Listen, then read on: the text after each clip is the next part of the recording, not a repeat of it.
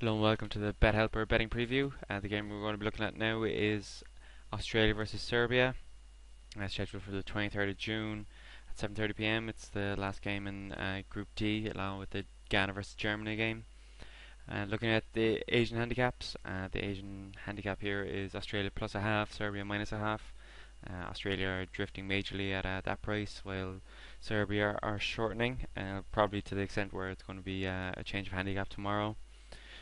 The unders and overs market, it's at 2.25, and it's actually been flat for the last couple of days. So they're expecting 2 goals there, but not three. Looking at the betting exchanges, Australia are shortening slightly, gone from 4.6 down to 4.5. Serbia are flat at 1.92, and the draw is also flat at 3.8. Looking at the overs market, the overs are drifting slightly. They're at 2.32 from 2.3. Looking at the numbers matched, it's only about 300,000 matched at the moment, so that's going to explode in the next 24 hours. But it gives an overwhelming advantage to Serbia. They got 84% of the matched market. The percentage match for Australia is only 10%, while the draw only makes up 6%, so clear favourite here in Serbia.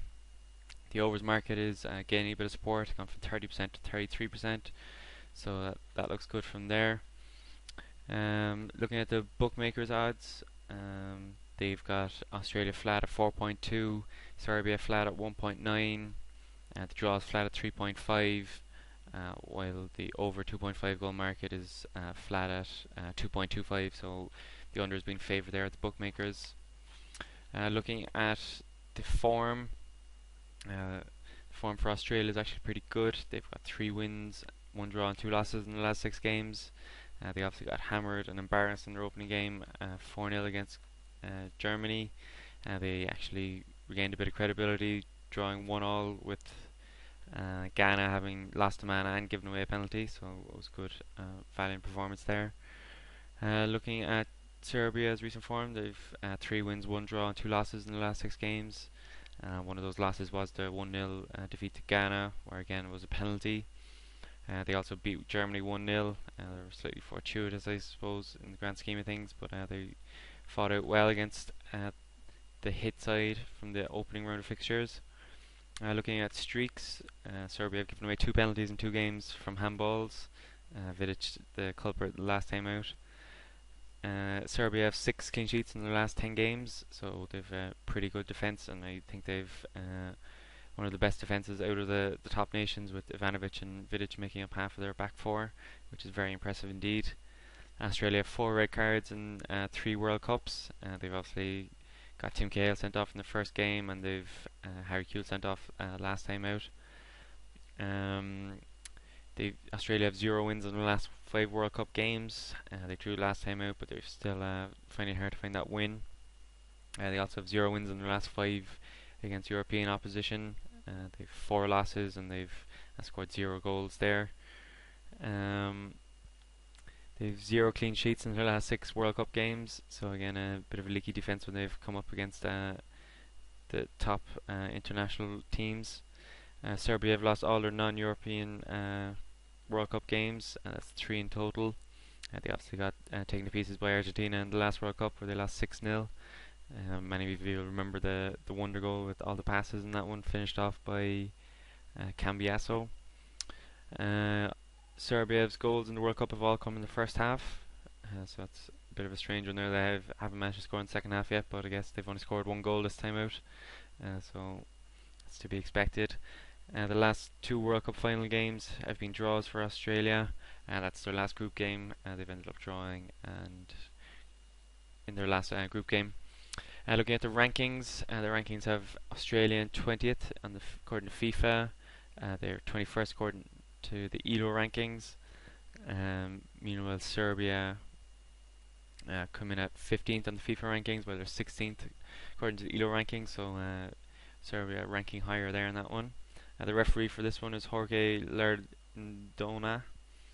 He's from Uruguay. He's had a couple of games already. He refereed the Ivory Coast versus Portugal game, the 0-0 draw there, where he gave 3 yellow cards. All of them were very early on. And he also ref the Cameroon-Denmark match at the weekend. Again, he let things go pretty much.